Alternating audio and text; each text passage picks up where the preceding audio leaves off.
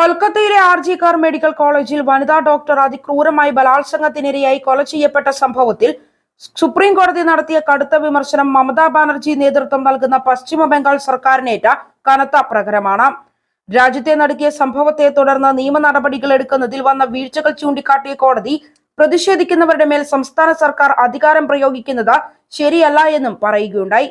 31-കാരിയായ ഡോക്ടറുടെ കൊലപാതകം ആത്മഹത്യയാക്കി ചിത്രീകരിക്കാൻ മെഡിക്കൽ കോളേജ് പ്രിൻസിപ്പൽ ശ്രമിച്ചതായും രക്ഷിതാക്കളെ മൃതദേഹം കാണിക്കാൻ അനുവദിക്കാതിരുന്നതും ചൂണ്ടിക്കാട്ടിയ കോടതി ആശുപത്രിയിൽ ആൾക്കൂട്ടം നടത്തിയ ആക്രമണത്തിന് തെളിവ് നശിപ്പിച്ചതിനെ കുറിച്ച് റിപ്പോർട്ട് സമർപ്പിക്കാനും ആവശ്യപ്പെട്ടിരിക്കുകയാണ്.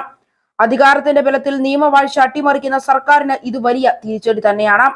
അക്രമങ്ങളെ നേരിടുന്ന കാര്യത്തിൽ മമതാ സർക്കാർ കാണിച്ച അനാസ്ഥ ചിന്തിക്കാൻ പോലുമാവില്ലെന്ന് ചീഫ് ജസ്റ്റിസ് അധ്യക്ഷനായ ബെഞ്ച് അഭിപ്രായപ്പെടുകയുണ്ടായി. ഓഗസ്റ്റ് 15-ലെ ആൾക്കൂട്ട ആക്രമണത്തിന് ശേഷം ഡോക്ടർമാരിൽ ഭൂരിപക്ഷവും ആശുപത്രി വിട്ടുവെന്ന് പറഞ്ഞ കോടതി ഇവർക്ക് തിരിച്ചെത്തിയ രോഗികളെ ചികിത്സിക്കാനുള്ള സമാധാന അന്തരീക്ഷം സൃഷ്ടിക്കണമെന്നും സർക്കാരിനോട് നിർദ്ദേശിച്ചു. കോടതിയുടെ നിർദ്ദേശപ്രകാരം കേന്ദ്ര വ്യവസായ സുരക്ഷാ സേന ആശുപത്രിയുടെ സുരക്ഷ ഏറ്റെടുത്തിരിക്കുകയാണ്.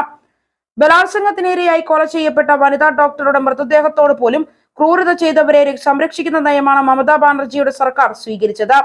ആശുപത്രി കയ്യേറിയ തൃണമൂൽ അക്രമികൾ അവിടുത്തെ സംവിധാനങ്ങൾ അടിച്ചു തകർക്കുകയും ഡോക്ടർമാരെ ഭീഷണിപ്പെടുത്തുകയും ചെയ്തു. കൊല ചെയ്യപ്പെട്ട സഹപ്രവർത്തകയ്ക്ക് നീതി ലഭിക്കുന്നതിനായി മൊഴി നൽകുന്നതിൽ നിന്ന് ഡോക്ടർമാരെ പിന്തിരിപ്പിക്കുന്നതിനായിരുന്നു പോലീസിന്റെ ഒത്താശയോടെയുള്ള ആക്രമണം നടത്തിയത്. അന്വേഷണത്തിൽ പോലീസ് ഗുരുതര വീഴ്ച വരുത്തിയിട്ടും കേസ് CBI ഏറ്റെടുക്കുന്നതിനെ സംസ്ഥാന സർക്കാർ ഹൈക്കോടതിയിൽ എതിർത്തു. എന്നാൽ സംഭവത്തിന്റെ ഭീകരാവസ്ഥ കണക്കിലെടുത്ത് കൽക്കട്ട ഹൈക്കോടതി സർക്കാരിന്റെ എതിർപ്പ് തള്ളി CBI അന്വേഷണത്തെ ശരിവയ്ക്കുകയായിരുന്നു. ആർജി കർ മെഡിക്കൽ കോളേജിലെ വനിതാ ഡോക്ടറുടെ അതിദാരുണമായ കൊലപാതകത്തിനും തുടർന്നുള്ള അക്രമ സംഭവങ്ങൾക്കും ഉത്തരവാദികളെന്ന് കരുതപ്പെടുന്ന മുൻ പ്രിൻസിപ്പൽ സന്ദീപ് ഘോഷിനെ ഇതിനോടകം CBI 6 തവണ ചോദ്യം ചെയ്തു.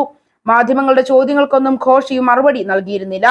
കനത്ത പ്രതിഷേധത്തെ തുടർന്ന് ഘോഷിന് പ്രിൻസിപ്പൽ സ്ഥാനം രാജിവെക്കേണ്ടതായും വന്നു.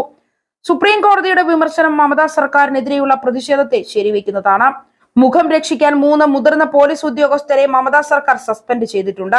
2 അസിസ്റ്റന്റ് പോലീസ് കമ്മീഷണർമാർക്കെതിരെയും 1 ഇൻസ്പെക്ടർക്കെതിരെയുമാണ് നടപടിയെടുത്തത്. എന്നാൽ ഇതുകൊണ്ടൊന്നും ആർജി കർ ആശുപത്രിയിലെ വനിതാ ഡോക്ടർമാരുടെ ഭീതി അകലുന്നില്ല. സഹപ്രവർത്തകയ്ക്ക് സംഭവിച്ചത് തങ്ങൾക്കെതിരെയും സംഭവിക്കാമെന്ന് അവർ കരുതുന്നു. ആർജി കർ മെഡിക്കൽ കോളേജിൽ നടന്നത് ഒറ്റപ്പെട്ട സംഭവമല്ല.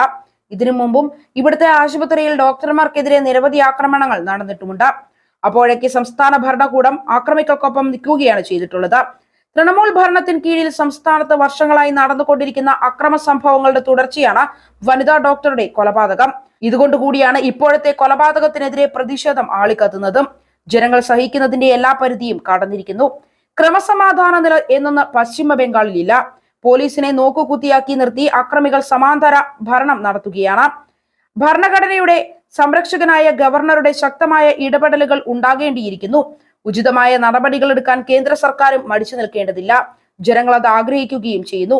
ബംഗാളിനെ രക്ഷിക്കാൻ ഇപ്പോഴത്തെ നിലയ്ക്ക് ഇതല്ലാതെ മറ്റു മാർഗങ്ങളൊന്നുമില്ല.